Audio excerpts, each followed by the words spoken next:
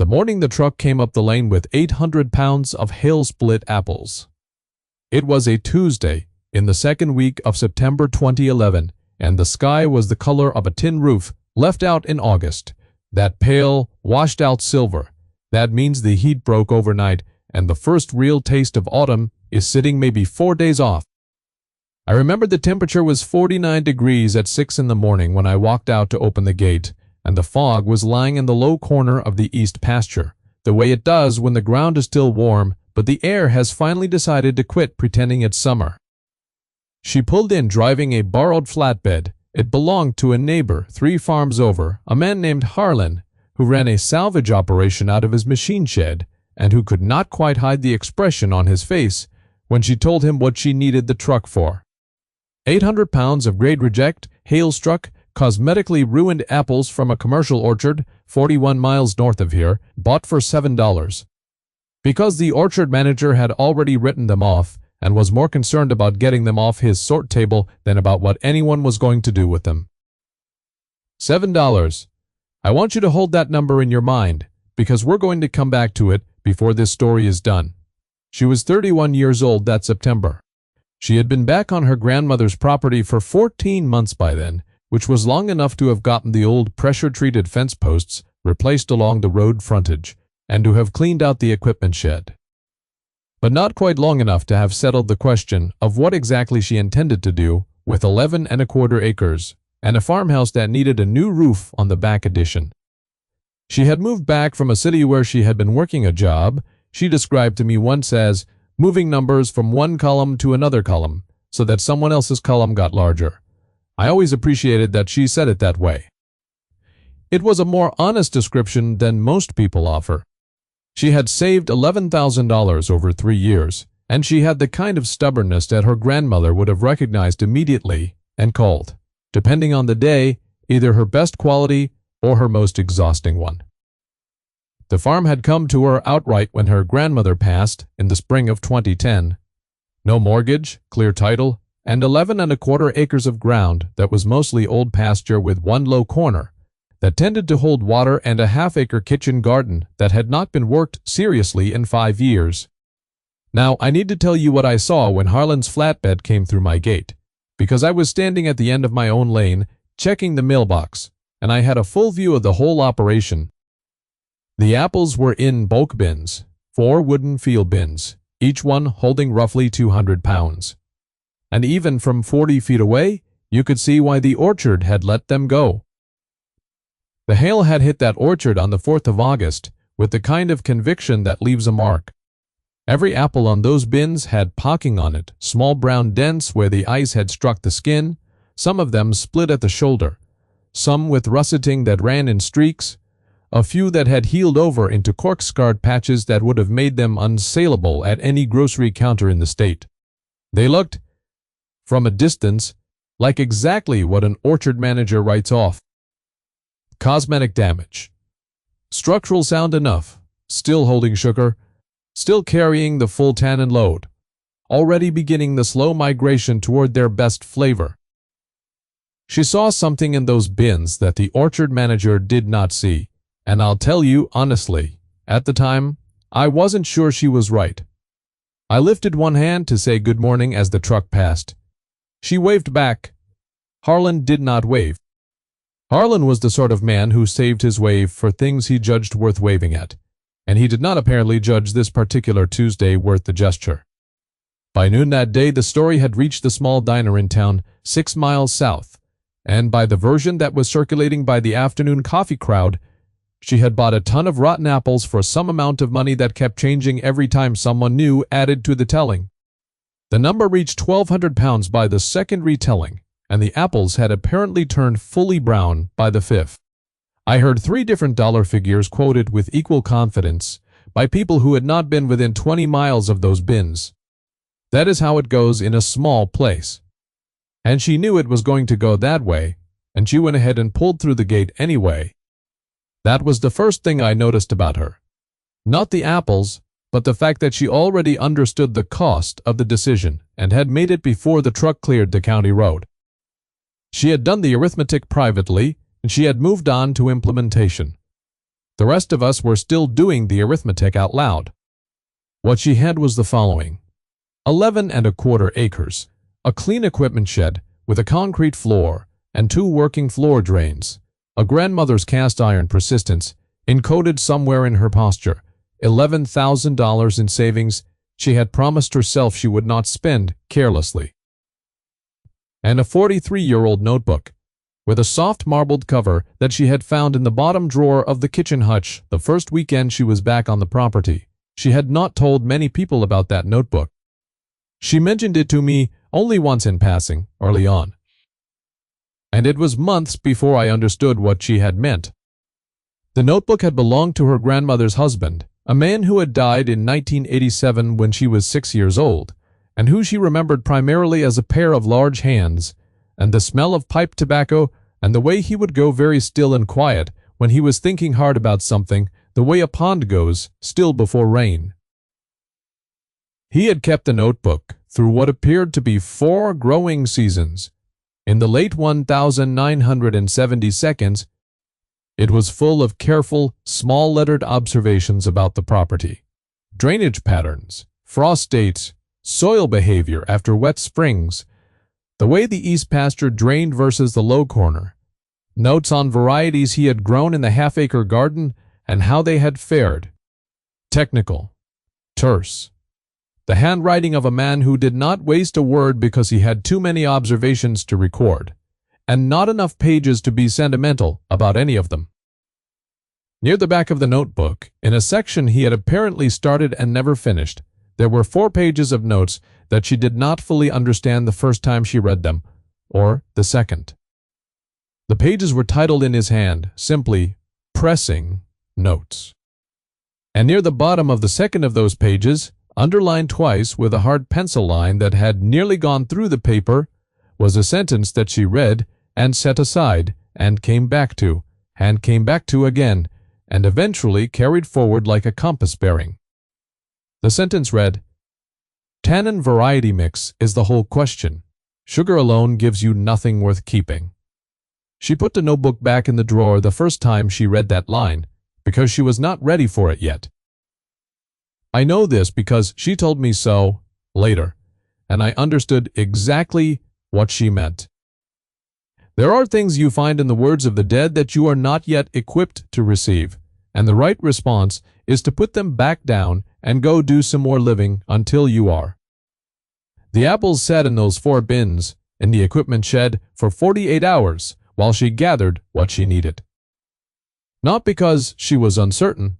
She had been thinking about this since late July, had been watching the weather reports from the North Counties with attention, had already made 2 calls to the orchard before the hail even hit, had established that if the hail came the way the forecasters were suggesting, there would be grade reject fruit available, and she intended to be the one standing there with $7 and a borrowed flatbed when the orchard manager needed the sort table cleared. The 48 hours were logistics. She needed a press. She needed fermentation vessels. And she needed a specific kind of patience that is not passive. It is the patience of a person who has thought the thing through completely and is now executing in the correct sequence without rushing any single step. Because rushing a step in this kind of work does not save you time, it costs you weeks. She had sourced a used rack and cloth cider press the previous spring from an estate sale 60 miles east, paid $220 for it, and it was already in the equipment shed under a canvas tarp in the northeast corner. She had bought 6 23-liter glass carboys over the prior 8 months, 1 or 2 at a time, from a homebrew supply shop in the nearest city, paying between $18 and $24 apiece for them. She had 4 5-gallon food-grade plastic fermenters. She had picked up at an auction for $11 for the lot.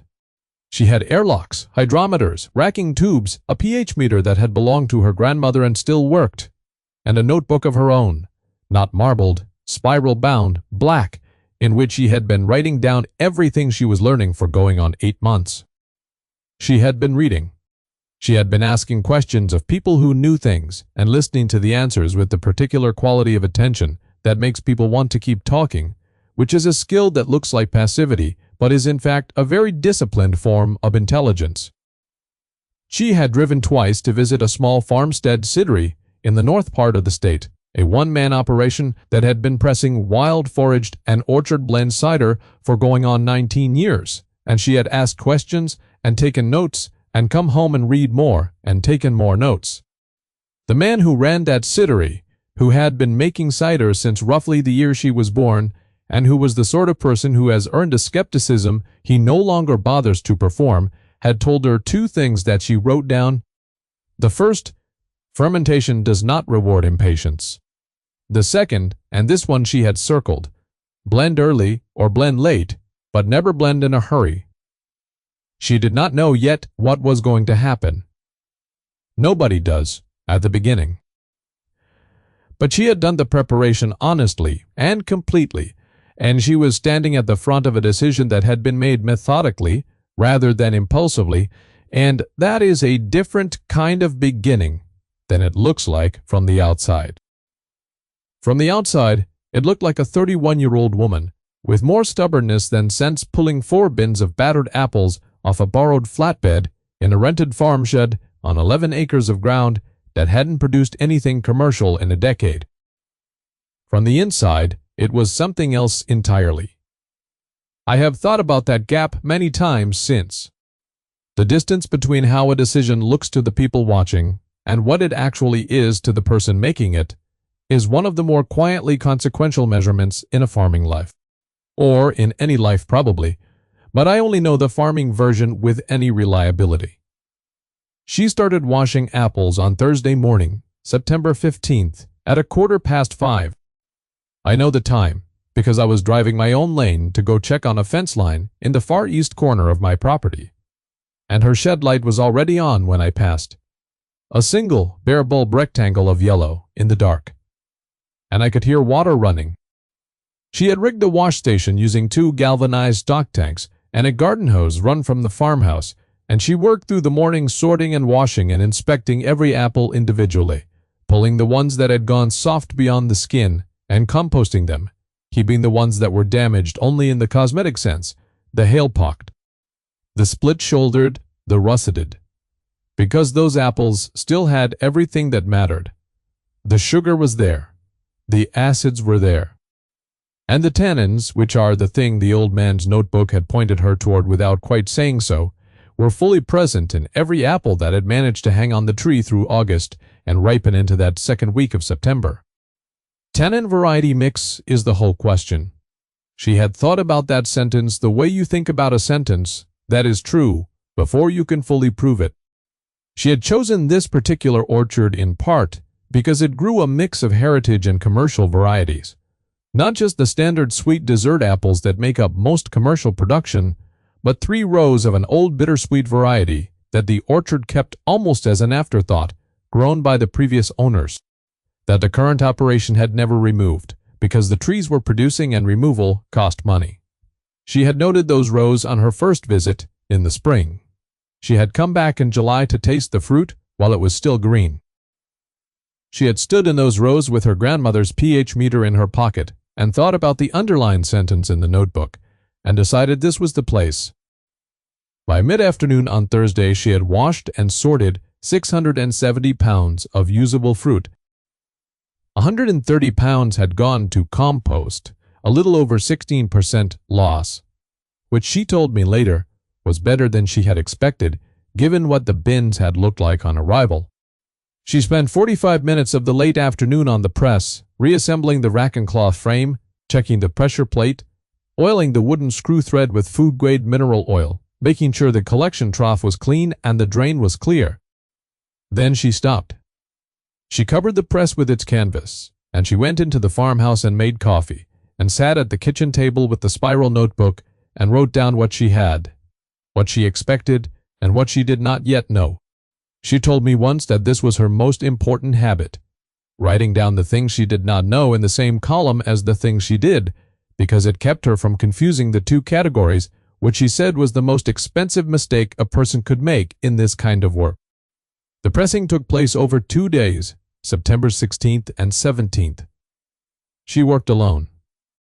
She pressed in batches, layering the milled apple pulp between the cloth squares on the rack frame, stacking the layers, bringing the screw down slow and steady, giving each batch time to give up what it had. The rack and cloth press is slower than a hydraulic belt press. It is slower than almost every method a person in a hurry would choose. It is also gentler, and she had decided, based partly on what she had read, and partly on what the man with the 19-year cidery had told her, and partly on something she had intuited from the 4 pages of pressing notes in the old marbled notebook, that gentleness in the pressing stage would matter to what she ended up with. She tracked the yield. 226 gallons of fresh juice over those 2 days. From 670 pounds of fruit. That is a press efficiency that any serious cider maker would look at with respect. Roughly 3.5 pounds of apples per gallon, which is within the range of what a well-run operation expects from a good quality, mixed, varietal press. And she had gotten it from hail-struck grade reject fruit on a $220 used press that had been sitting under a canvas tarp for 4 months. She took a gravity reading on the fresh juice and wrote it down. She took a pH reading and wrote it down. She tasted a sample from each pressing batch, swirled it in a glass, held it up to the shed light, wrote 3 words in the spiral notebook. I don't know what those 3 words were. She never told me, and I never asked, because there are a few things in this kind of work that are private by right. She pitched the fermentation on the morning of September 18th with a wine yeast she had chosen specifically for its tolerance for lower temperatures and its tendency to preserve the aromatic compounds she wanted to carry through from the juice. She filled 6 of the 23-liter carboys and 3 of the 5-gallon plastic fermenters, leaving appropriate headspace, fitted the airlocks, and moved the vessels to the northeast corner of the equipment shed where the temperature would hold between 52 and 58 degrees as autumn came on. She had laid 2 old wool horse blankets over the carboys to moderate any sharp temperature swings on cold nights. She checked the airlocks every morning and every evening. She wrote down the temperature and the activity level in the airlock on each check. She waited. I need to stop here and say something about waiting, because I think it is the part of this story that people who have not done this kind of work find hardest to understand. The waiting she was doing was not passive. It was not the waiting of someone who has done the work and now sits back and hopes. It was the waiting of someone who has made every correct preparation and is now trusting the process to do the thing it does if you do not interfere with it. It requires a kind of confidence that is difficult to sustain, because there is no visible evidence day to day that anything is happening. The airlocks bubble and go quiet, the juice goes cloudy, and begins its slow interior transformation. Nothing you can see tells you whether you are going to end up with something worth keeping or with 23 liters of vinegar. You have to trust the preparation. You have to trust the ingredients you chose, and the yeast you chose, and the temperature you maintained, and the gravity reading you took on the morning of September 18th. You have to trust in some sense the underlined sentence in the marbled notebook of a man dead since 1987. That is a particular kind of waiting. It is not comfortable, but it is the only kind that leads anywhere worth arriving. She racked the cider off its sediment for the first time in late October. October 23rd, a cold Tuesday morning with frost on the barn roof and the last of the ash leaves coming down in the south windbreak. The racking took 3 hours. She siphoned each vessel carefully, leaving the leaves behind, transferring to clean vessels that she had sanitized the evening before. She tasted from each vessel as she went and made notes. Some of the carboys were further along than others. 2 of the plastic fermenters were showing a sharpness she was not sure about yet, not a flaw exactly, but an edge she wanted to watch. She recapped and refitted the airlocks and went back to waiting. I asked her once, around this time, how she thought it was going. She considered that for a moment in the way she considered things. Going very still, looking at something that was not in the room. And then she said she thought it was going the way it was supposed to go, which was not the same as going the way she wanted it to, and she had decided to let the distinction sit unresolved until she had more information. I thought about that answer for a long time afterward. It seemed to me to contain a significant amount of wisdom about most of the things I had been wrong about in my own farming life, which is a list longer than I am going to read out loud on this particular channel. The blending happened in the second week of November. I know this because she stopped by my place on a Saturday afternoon, the 12th of November, I believe, which would have been a Saturday in 2011, and said she needed a second pallet, and would I be willing to come over and taste some things and tell her what I thought. I want to be honest about what that meant, which is that I am a man who has been farming this ground since 1979, and I had drunk cider my whole adult life, but I had no technical expertise to offer whatsoever, and she knew that. What she wanted was not a technical opinion. What she wanted was the opinion of someone who had no stake in what she had done and no theory about what it should taste like. Someone who would simply tell her truthfully whether it was good or not. I understood that, and I considered it a genuine honor to be asked, and I also considered it a significant responsibility to take seriously, because this woman had $7 and a borrowed flatbed and 8 months of preparation, and a sentence from a dead man's notebook, all writing on the contents of those carboys. She had set up a row of small glass jars on the workbench. I counted 11 of them, each one holding a sample drawn from a different vessel or a trial blend she had already made. She walked me through them in order, told me what was in each one, and I tasted, and she watched my face and made notes in the spiral notebook. I'm not going to tell you I'm a sophisticated taster. I told her what I tasted and what I thought, plainly and without embellishment, and she listened to every word without expression. Twice she asked me a specific question. Once, whether I could taste something she called a green note in the third jar, which I could, like the inside of an apple peel. And once, whether the finish on jar number 7 seemed long or short to me, meaning whether the flavor stayed or dropped away quickly. I said it stayed. She wrote that down and underlined it. After about 90 minutes, she thanked me and said she thought she knew what she was going to do, and I went home and she went back to her shed. The blend she settled on was, as best I understood it later, a combination drawn primarily from 3 of the glass carboys, 2 that had been pressed from the standard varietal mix, and 1 that was predominantly the bittersweet heritage variety she had specifically sought out when she chose that orchard back in the spring. In his pressing notes, her grandmother's husband had written, on the 3rd page, a single observation that she had carried alongside the tannin sentence for months. The old bitter throws long. She had not been certain what he meant until she tasted jar number 7 on that November Saturday, and I told her the finish stayed. The old bitter throws long. He had meant exactly that. He had pressed the bittersweet variety, probably from trees that were already old when he knew them, and he had noticed that the finish on a blend containing it was longer and more complex than the finish on a straight, sweet varietal cider. And he had written it down in small, careful letters in a marbled notebook and put it in the bottom drawer of the kitchen hutch, and it had waited there for nearly 25 years for someone to be ready to receive it. She was ready. The blending was done. She bottled in the last week of November, 209 bottles in total, 26 cases minus 7, using a hand corker she had borrowed from the man at the 19-year cidery, who she had called to tell what she had done, and who had listened without interruption and then asked her one question. What was the final gravity? She told him. He was quiet for a moment. Then he said, "That's a dry finish." She said yes. He said, "Dry finishes are honest." She said she had been aiming for honest. He said he thought she had probably hit it, and then he told her she could borrow the corker. And that was the end of the conversation. That is the kind of validation that matters in this work.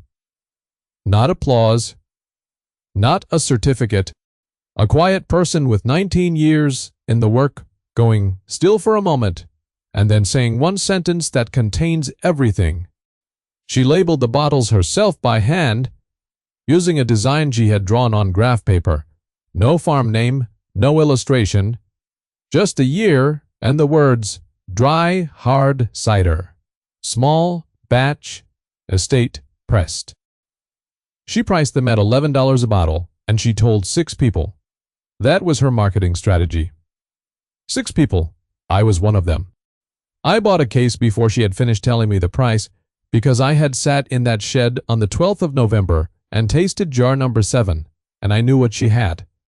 One of the other 5 people she told was the woman who ran the Saturday farmers market in the county seat town, who tasted a bottle on a Tuesday evening in early December and called her back the next morning. The market ran through a single pre-Christmas Saturday in December that year, and the woman running it asked if she wanted a table. She took the table. She brought 18 bottles. She sold all 18 in under 2 hours and had a list of names of people who wanted bottles she didn't have. That list was 27 names long by the time she packed up the empty box and drove home. By the second week of December, she had sold all 209 bottles, and the waiting list for the following year's batch had 31 names on it. 31 people who had not yet tasted what she made, who had heard about it from someone who had, and who were willing to put their name on a list and wait 11 months for $11 worth of cider from a 31-year-old woman on 11 acres in the second year back on her grandmother's farm. That waiting list was, if you know how to read such things, a more significant number than the 209 bottles, or the $11 each, or the fact that she had cleared just over $2,300 net on $7 in raw material cost. The waiting list meant she had made something that people who had not even tasted it yet were willing to trust on the word of someone who had. In a farming life, or in any kind of making life, the waiting list is the real verdict. Everything else is just the evidence that leads to it. I want to take a moment here because I think the number deserves the full weight of the silence around it. $7. $7 spent on a Tuesday in September on a pallet of hail-split apples that an orchard manager needed off his sort table. $220 for a used press that had spent 4 months under a canvas tarp. Roughly $240 in fermentation vessels, purchased 1 and 2 at a time over 8 months. A borrowed corker, a borrowed flatbed, a borrowed table at a December farmer's market. The notebook, of course, cost nothing. The dead give their notebooks away for free. All in, she was under $500 in materials and equipment that first year. She was precise about this, and I trust her precision.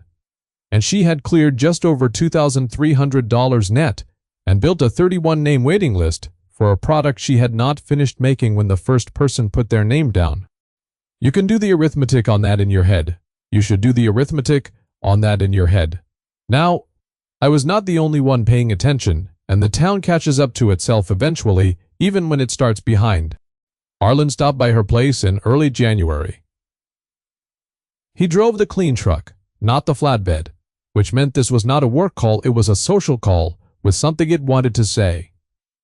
And he sat in his truck for a moment before he got out, the way men do when they have rehearsed something and are trying to remember if the rehearsal was good enough. He had bought one of the last bottles at the December market, he said, and had opened it on Christmas Eve. He said it was not what he had expected. She asked him what he had expected. He said he wasn't entirely sure. He looked out through the windshield for a moment and then he said, "I'll allow it's better than I thought it would be, what you did with those apples. That is a Harlan-level concession. Do not misread it." In the vocabulary of a man who had not waved at her on the Tuesday morning in September, that sentence was a great deal. She thanked him. He nodded. He drove out the lane, and that was the end of it. And it was enough. The second year she bought 1,200 pounds from the same orchard. They had held back the grade reject fruit for her by agreement, the orchard manager having done some arithmetic of his own over the winter. And she also bought 300 pounds of unsprayed, wild forage crab apples from 2 abandoned homestead orchards she had identified and negotiated access to over the prior spring, paying a combined $40 for the permission and a case of the previous year's cider as a gift. The press ran for 4 days that September. She filled every vessel she had and bought 4 more carboys in October. The waiting list for the second year's release reached 68 names by Halloween before she had bottled a single bottle. 68 people, most of whom had not tasted the first year's cider themselves, acting on the word of someone who had. She raised the price to $14 a bottle. Every bottle sold before February. The name of the cidery, she had finally decided on a name, which I will not share here because this story is hers and the name is her business, was mentioned in a regional food publication that winter, in a paragraph about small farmstead producers in the state, and the writer described the cider as, quote, exceptionally dry and tannic, with a finish that outlasts the glass. She read that to me over the phone, and I told her it sounded like something her grandfather might have written in a notebook if he'd had more room. She laughed. It was a short laugh, the kind that contains something more serious underneath it.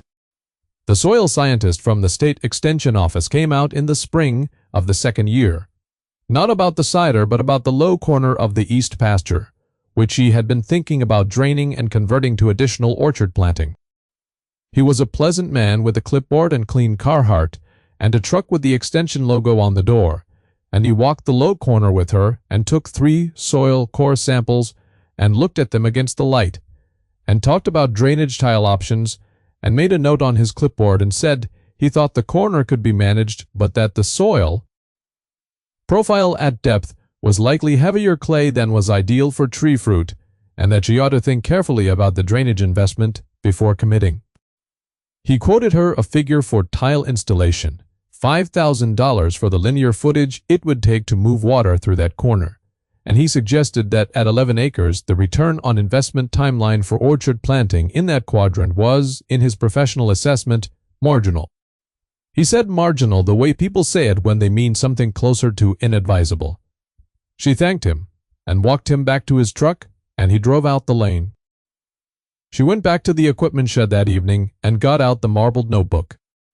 She read the 4 pages of pressing notes again, more slowly this time, and she went forward 2 pages past the pressing notes to a section she had read once, early on, and not fully understood.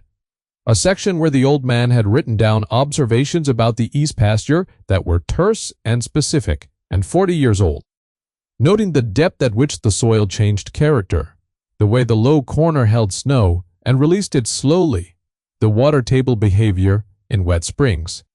And at the bottom of the last page, in that section, in the same careful small letters, circled in pencil with a question mark he had never resolved, 40 inches down, something different. I tested with the probe, pushed through, soft, not clay, never dug. She had a soil probe of her own. She had bought it at an auction for $14 the previous fall. She went out to the low corner the next morning with the probe and a tape measure and the notebook. And she worked a grid, 20-foot intervals, 15 sample points across the corner, and at 40 inches in 11 of the 15 points she felt it. Not clay. A different texture entirely. The probe went through it with a change in resistance that she could feel in her hands, a softness that was not the heaviness the extension man had described. She pulled the probe at each point and looked at the core sample under the morning light. Not heavy clay. Something darker with a different structure, the kind of soil profile that tells a different story about what that corner had been and what it could be. She filled the spiral notebook with the measurements. She noted the depth at each point and the character of the material. She drew a rough map of where the probe had found it. Then she called a man she had been referred to by the man at the 19-year cidery, a small-scale drainage and soils consultant who had been doing this work for 31 years, who ran his operation out of a small office attached to his farm shop, and who was known in that part of the state for knowing what the extension office had not yet caught up with. He came out on a Wednesday morning, which I note only because it was not a Tuesday, and the exceptions to a pattern are worth marking. He was a man of about 62, quiet in the way that particular kind of competence makes people quiet, not withdrawn, not dismissive, but genuinely focused on the thing in front of him rather than on what he was going to say about it. He walked the low corner for 40 minutes with his own probe and his own eyes and a level and a long tape, and he did not say much during the walking. She walked with him and was quiet, which was right. When he was done, he stood at the corner near the old ash tree and looked back across the low area for a while, and she waited. He looked at her spiral notebook map, and he looked at the core samples she had lined up on the tailgate of her truck in order of the grid, and he was quiet for a moment more. Then he said he got the depth right. She told him who had noted the depth. He said the material below 40 inches was, in his assessment, a relict organic horizon, a buried layer of what had probably been a small wetland or fen several thousand years old, covered over by the mineral soil above it through the natural processes of the land's own history. He said it was the kind of thing that changed a drainage calculation considerably. He said the tile requirement to move water through that corner, working with that layer rather than treating it as the problem, was likely 40% less linear footage than the extension man had estimated. He said the corner could be planted in tree fruit with a reasonable expectation of success once the drainage was established. He said the soil above that organic layer, when you accounted for what was going on below it, was not marginal. He used one word. He said it was substantial.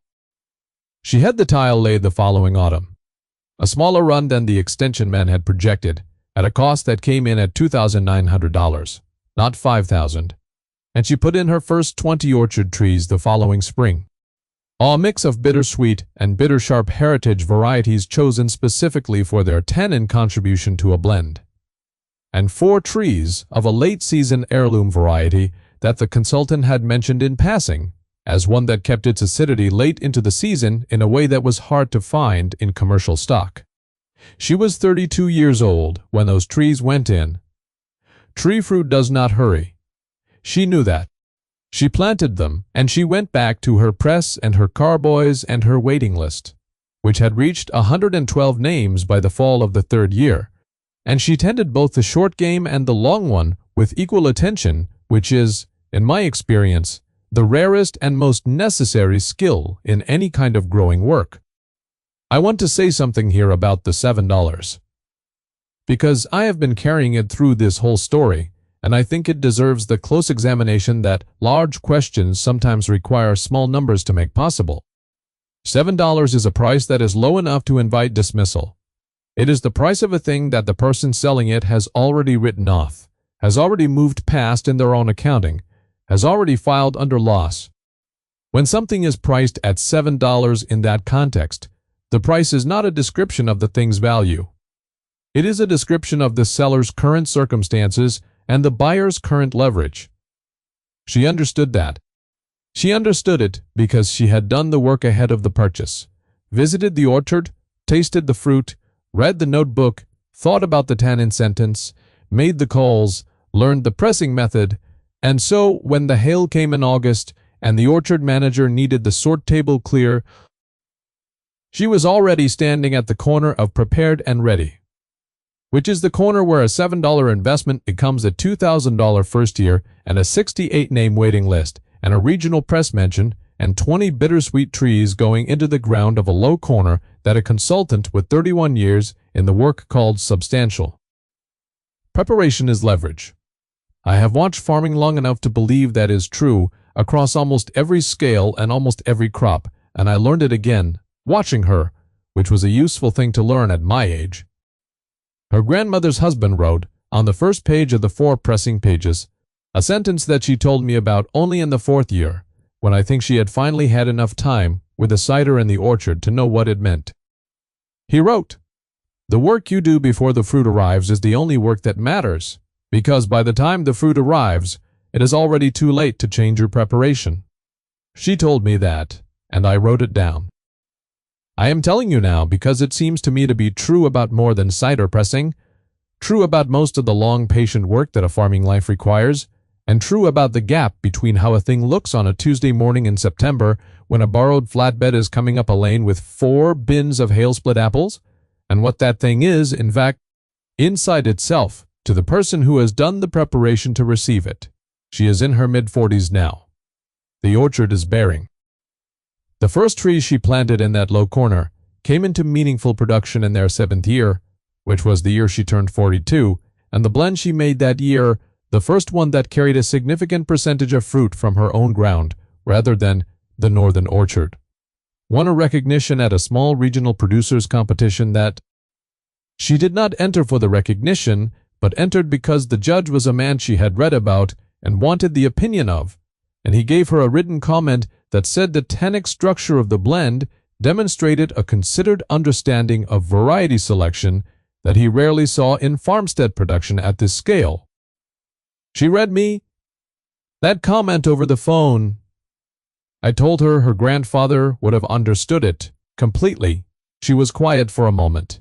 Then she said she thought he probably would have. That is the right kind of quiet after the right kind of answer. By Halloween of the year, her own orchard fruit went into a blend for the first time. The waiting list had reached 214 names. The cider that came from those 4 bins of $7 hail split apples on a Tuesday in September 2011 had, by the fall of 2019, grown into an operation that pressed over 4,000 pounds of fruit in a single season, employed 1 part-time assistant from mid-August through December, had a waiting list that was, by my understanding, closed at the end of the second day she opened it each year, and was selling direct to consumer at $22 a bottle. She had not borrowed money to get there. She had not sold a piece of the farm to finance an expansion. She had used the cider money to fund the cider work, the orchard money to fund the orchard, and her grandmother's stubbornness to fund everything that the money could not reach. She had followed a sentence underlined twice in a dead man's notebook, validated it with her own probe and her own patience, and a quiet man who said 1 word on a Wednesday morning. And she had built something that nobody looking at that borrowed flatbed on that September Tuesday would have predicted, except possibly her. She may have known all along. I have never asked directly, because some things in this kind of work are private by right, and the private certainties of a prepared person before the work is proven are among the most deserving of that protection. I tell you this story because it is the kind of story I did not hear often enough when I was younger. And farming ground that my own father had left me with his own set of cryptic marginal notes that I was not always ready to receive. The things the dead leave us in notebooks are not sentimental. They are technical. They are instructions written by someone who worked the ground before us and found something out and wrote it down in the hope that whoever came after would be paying close enough attention to understand it. The notebook in the bottom drawer of the hutch, the 4 pages of pressing notes, the tannin sentence underlined twice until the pencil nearly went through the paper, the circle around 40 inches down, something different, never dug. Those were not gifts of sentiment. They were gifts of precision, and she received them with precision in return, which is how you honor that kind of inheritance. You do not frame it on the wall. You take it out to the field with a probe and a spiral notebook and a tape measure on a Wednesday morning, and you find out whether the old man was right. He was right. He was right about the tannins. He was right about the depth. He was right about the corner. The work you do before the fruit arrives is the only work that matters. And he had done that work in the 1,970 seconds and the 1,980 seconds, and written it down so that she could stand in the low corner in the second year of her time on that ground and find out what he had found and go 40 inches deeper than the extension man had gone, and come up with something he had called substantial. That is a long patience. That is the longest kind. 40 years between a circled question mark and the answer. I find that worth the telling. If you have got your own piece of black ground or an old notebook in a chest you have not fully read, or a thing you bought for $7 that the seller had already written off, but you thought you saw something in, I would genuinely like to hear about it in the comments.